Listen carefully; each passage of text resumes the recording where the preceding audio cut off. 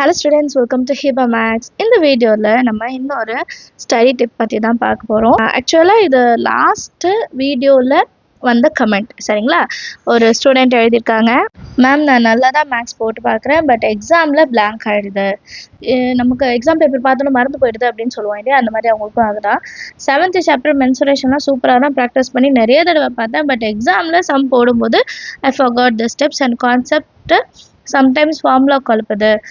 எப்படி daily maths solve பண்ணி centum எடுக்கிறது? நான் மேக்ஸ் சப்ஜெக்டில் 90+ எடுக்கிறேன், பட் மற்ற சப்ஜெக்ட்ஸில் நான் 90+ எடுக்கிறேன், பட் மேக்ஸில் 70 to 80 தான் எடுக்கிறேன் மேம்.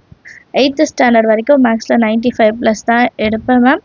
எனக்கு சென்டம் எடுக்கணும்னு ஆசை, please help, give more tips அப்படின்னு சொல்லியிருக்காங்க. இதே விஷயம் நிறைய ஸ்டூடெண்ட்ஸுக்கு இருக்கும். சரிங்களா? நிறைய பேர் இந்த விஷயம் எக்ஸ்பீரியன்ஸ் பண்ணியிருப்பீங்க, நல்லா ப்ராக்டிஸ் பண்ணியிருப்பீங்க, நிறைய சம்ஸ் ஒர்க் அவுட் பண்ணியிருப்பீங்க. பட் நமக்கு எக்ஸாம் ஹாலில் போய் கொஷின் பேப்பர் கையில் வந்தோன்னே எல்லாமே அப்படி blank ஆகிடும். எந்த பேஜில் எந்த சைடு முதக்குன்னு எனக்கு ஞாபகம் இருக்கான, ஸ்டெப்ஸு மட்டும் மறந்து போயிடுச்சு அப்படின்ற மாதிரி இருக்கும். இதே பிரச்சனை நீங்களும் ஃபேஸ் பண்ணுறீங்கன்னா மறக்காமல் இந்த வீடியோ ஃபுல்லாக பாருங்கள், ஸோ தட் உங்களுக்கான சொல்யூஷன் அதில் கிடைக்கும். ஒருத்தருக்கும் ஒரு சொல்யூஷன் அப்ளை ஆகும். இந்த வீடியோவில் வர ஒரு சொல்யூஷன் கண்டிப்பாக உங்களுக்கு ஹெல்ப் பண்ணும். அண்ட் இதே மாதிரி உங்கள் ஃப்ரெண்ட்ஸும் சொல்லிட்டு இருக்காங்கன்னா அவங்களுக்கும் மறக்காமல் சென்ட் பண்ணிவிடுங்க.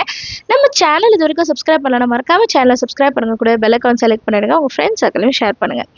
ஸோ ஃபர்ஸ்ட் திங், நான் எக்ஸாமுக்கு நல்லா ப்ரிப்பேர் பண்ணுறேன், நிறைய வாட்டி எழுதி பார்க்குறேன், ரஃப் நோட்டை கூட பாருங்கள், நான் எவ்வளோ எழுதி பார்க்குறேன், ஆனால் ஏன் எக்ஸாமில் போனால் எனக்கு எல்லாமே மறந்து போயிடுதுன்னா, ஃபஸ்ட்டு விஷயம் எக்ஸாம் ஃபியர், நம்மளோட பயம். எக்ஸாமில் போய் நான் எப்போவுமே மறந்துடுவேன், அப்போ நான் இவ்வளோ படித்தாலும் நான் மறந்துடுவேனான்ற தோணல்லே போனீங்கன்னா மறந்துடுவீங்க. நீங்கள் எதை நினச்சி போகிறீங்களோ அதுதான் நமக்கு கிடைக்கும். கரெக்டுங்களா? எப்போவுமே ஒரு விஷயம், நான் இதை படிக்கிறேன், இது எனக்கு ஞாபகம் இருக்கும், நான் இதை எக்ஸாமில் எழுதிடுவேன்ற கான்ஃபிடென்ட்டை வளர்த்துக்கோங்க. இது மறந்துருமானா கண்டிப்பாக மறந்துடும். செகண்ட் திங், நீங்கள் வீட்டில் எவ்வளோ வாட்டி ப்ராக்டிஸ் பண்ணாலும், பக்கத்தில் கிளாஸுக்கு வச்சுட்டு ப்ராக்டிஸ் பண்ணுறீங்க, நடுவில் மறந்து போகும்போது டக்குன்னு கிளாஸுக்கு ஒரு வாட்டி திறந்து பார்த்துட்டு எழுதுறீங்கன்னா இது ஒர்க் அவுட் ஆகாது.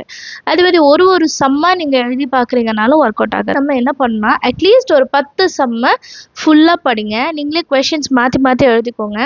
இப்போ நீங்கள் படித்து முடிச்சு ஒரு 15 மினிட்ஸ்க்கு அப்புறமா டெஸ்ட் எழுதுங்க. சரியா? படித்த உடனே டெஸ்ட் எழுதக்கூடாது. படித்து ஒரு 15 மினிட்ஸ் ரிலாக்ஸ் ஆகிட்டு அந்த 15 மினிட்ஸ் கழித்து உங்களுக்கு ரீகால் பண்ண முடியுதா அப்படின்னு பாருங்கள். இப்போ பேரண்ட்ஸ் பார்த்துட்ருக்கீங்க, நீங்கள் தான் பசங்களுக்கு சொல்லி தரீங்க, டியூஷனுக்கு அனுப்பல, வெளியே சென்டர்ஸ் அனுப்பல அப்படின்னா நீங்கள் ஒரு கொஷின் பேப்பரே ரெடி பண்ணணும் இந்த மாதிரி ரிவிஷன் டைமில். சரிங்களா? அந்த கொஷின் பேப்பரில் என்ன கொஷின்ஸ் வரும்னு சொல்லாதீங்க, ஆனால் செலக்டடாக ஒரு 4-5 எக்ஸசைஸை சொல்லிடுங்க. 4 எக்ஸசைஸ் படிப்பா, இந்த 4 எக்ஸசைஸ்லேருந்து உனக்கு கொஷின்ஸ் கேட்பேன் அப்படின்னு சொல்லிடுங்க, போதும். சரிங்களா? அண்ட் காலையில் அவங்க நல்லா ப்ரிப்பேர் பண்ணிவிட்டோம், ஈவினிங் டைமில் அவங்களுக்கு எக்ஸாம் வைங்க. அப்போ காலையில் படித்தது அவங்களுக்கு ஈவினிங் வரைக்கும் ஞாபகத்தில் இருக்கா அப்படின்ட்டு செக் பண்ணலாம். உங்களுக்கு இந்த மாதிரி நிறைய டெஸ்ட்டு வச்சுக்கும் போது உங்களுக்கு கொஷின் பேப்பர் பார்க்கும்போது வர பயம் போயிடும். இதே கொஷின் பேப்பர் தான் நமக்கு எக்ஸாம்லேயும் தரப்போகிறாங்கன்ட்டு உங்களுக்கு ஒரு நம்பிக்கை வரும். ஸோ ஈஸியாக அந்த எக்ஸாம் ஃபியரை ஃபஸ்ட்டு எலிமினேட் பண்ணும். எது முதல்ல நமக்கு பிரச்சனையோ அதை தான் முதல்ல தூக்கணும். முதல்ல அந்த பயம் அதை முதல்ல எடுத்துருங்க. எக்ஸாமில் போனாலும் இதே கொஷின்ஸ் நான் ப்ராக்டிஸ் பண்ண அதே கொஷின்ஸ் எனக்கு மறக்காது. இன்கேஸ் உங்களுக்கு மறந்தாலும் கொஞ்சம் ஒரு 2 செகண்ட்ஸ் டீப்பாக ப்ரீத் பண்ணுங்கள். டீப்பாக ப்ரீத் இன் ப்ரீத் அவுட் பண்ணுங்கள், ரிலாக்ஸ் ஆகுங்க. எதெல்லாம் தெரியுமோ ஃபஸ்ட்டு அதை எழுதுங்க, தெரியாததை பொறுமையாக லாஸ்ட்டாக யோசிச்சு பாருங்கள், ஞாபகம் வரும். சரிங்க? நம்ம பயப்படும் போது நமக்கு என்ன ஆகுனா, நம்ம படித்து வச்சது நம்ம மெமரியில் இருக்கிறதெல்லாம் டக்குன்னு நம்ம பிரெயின் எடுத்து கொடுக்காது. விஷயம், நீங்கள் பயந்தீங்கன்னா டக்குன்னு பிரெயின் நம்ம படித்ததை எடுத்து ரீகால் பண்ணி கொடுக்காது, அது கொஞ்சம் டைம் எடுத்துக்கும். அந்த டைமுக்குள்ளே நம்ம இன்னும் கொஞ்சம் ஸ்ட்ரெஸ் ஆகிடும். நான் படித்து எனக்கு மறந்துருச்சு, எனக்கு எல்லாம் பிளாக் ஆகிடுச்சு, இந்த வாட்டியும் எனக்கு எக்ஸாம் அவ்வளோதான், நான் 90 மார்க் எடுக்க மாட்டேன் அப்படின்ற ஒரு பயம், ஸ்ட்ரெஸ்ஸு கூட கொஞ்சம் இன்க்ரீஸ் ஆகும்போது ஆல்ரெடி படித்தது நல்லா தெரிஞ்சதும் தெரியாமல் போக வாய்ப்பு இருக்குது. எக்ஸாமுக்கு கண்டு பயப்படாதீங்க, கொஷின் பேப்பரை கண்டு பயப்படாதீங்க. அது நார்மலாக உங்களை புக்கில் இருக்க கொஷின் அது பேப்பரில் தரோம், அவ்வளோதான். வேறு பெருசாக எக்ஸ்ட்ராவாக நம்ம தர போகிறதில்ல. அடுத்தது, எத்தனை வாட்டி கான்செப்ட் போட்டு பார்த்தாலும் மறந்து போயிடுதுன்னா, நான் சொன்ன அதே விஷயம் தான், நீங்கள் கிளாஸ் புக்கை பக்கத்தில் வச்சுட்டு எழுதக்கூடாது. சரிங்களா? டெஸ்ட்டாக எழுதி பாருங்கள், அப்போ தான் ஒரு விஷயம் மறந்துச்சுன்னா ரீகால் பண்ண முடியுதா பார்க்கணும். சரிங்களா? ஸோ இவ்வளோ தான் விஷயம். நான் சொன்ன விஷயங்கள்லாம் எல்லாமே ரீகால் பண்ணி பாருங்கள். முதல்ல என்ன சொன்னேன், எக்ஸாம் ஃபியரை விட்டுறணும், பயப்படக்கூடாது, வீட்டில் ரிட்டன் ப்ராக்டிஸ் எடுத்து பாருங்கள். டெஸ்ட் மாதிரி ஒரு கொஷின் பேப்பர் செட் பண்ணி எழுதுங்க. படித்த உடனே டெஸ்ட் எழுதாதீங்க. காலையில் படிச்சிங்கன்னா சாயங்காலம் வந்து டெஸ்ட் எழுதுகிற மாதிரி பாருங்கள். வீட்டில் ப்ராக்டிஸ் பண்ணும்போது கிளாஸ் ஒர்க் பக்கத்தில் வச்சு செய்யக்கூடாது. நடுவில் பார்த்துக்க கூடாது. ஃபுல் எக்ஸசைஸாக வந்து சால்வ் பண்ண பாருங்கள். அண்ட் ஒரு கொஷினை 5 வாட்டி போட்டு பார்க்காம டெஸ்ட் எழுதாதீங்க. 5 வாட்டி போட்டு பார்த்தா தான் அது மனசில் நல்லா பதியும்.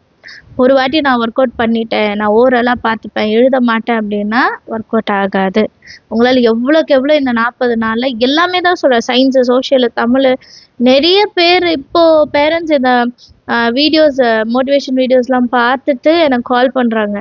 இவ்வளோ நாள் டியூஷன் போயிருக்காங்க, ஓரல் தான் சொல்லியிருக்காங்க, எழுதியே பார்க்கல, நான் உங்கள் வீடியோ பார்த்து நான் செக் பண்ணேன், அவங்க எழுதியே பார்க்கல, நிறைய ஸ்பெல்லிங் மிஸ்டேக் வருது, என்ன பண்ணுறது அப்படி சொல்லிட்டு. சரியா? ஸோ இனிமேல் இருக்கிற டைமை நல்லா யூஸ் பண்ணுங்கள். இப்போ நான் என்ன சொல்கிறேன்னா, இதுக்கப்புறமாவது எழுத வைங்க. மிஸ்டேக்ஸ் எதனாலன்னு கண்டுபிடிச்சிட்டோம் நம்ம, அப்போ அதுக்குன்னு சொல்யூஷன் இருக்கும். இப்போ இந்த 40 டேஸில் தமிழ் ரொம்ப கஷ்டப்படுறாங்களா, தமிழில் மார்க் கம்மியாகிறாங்களா, தமிழ் எழுத வைங்க. பெரிய பெரிய வேர்ட்ஸ் எல்லாம் டிவேர்ட்ஸாக எடுத்து கொடுத்து அதை எழுத வைங்க. முதல்ல அதெல்லாம் எழுத வச்சுட்டு அதுக்கப்புறம் பேராகிராஃபில் எழுத சொல்லுங்கள். நெடுவினாலும் அதுக்கப்புறம் எழுத சொல்லுங்கள்.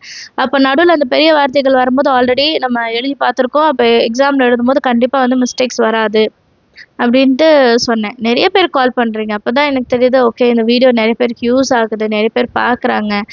அதுலேருந்து அவங்களுக்கு வந்து ஒரு சேஞ்ச் கிடைக்குதுன்னா உண்மையாகவே அது எனக்கு ரொம்ப ரொம்ப சந்தோஷமான ஒரு விஷயம். சரிங்களா?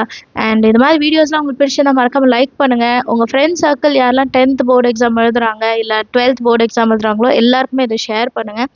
நெக்ஸ்ட்டு உங்களுக்கு என்ன டவுட் இருக்குது, எதை பற்றி நம்ம வந்து பேசணும், எது மறக்காமல் கமெண்ட் செக்ஷனில் சொல்லுங்கள். ஏன்னா நிறைய பேர் இதே கொஷினை கேட்கணும்னு நினச்சிட்டு இருப்பாங்க. அவங்களுக்கு பதிலாக நீங்கள் கேட்கலாம். சரிங்களா? கேளுங்க. தேங்க்யூ ஸோ மச் ஃபார் வாட்சிங்.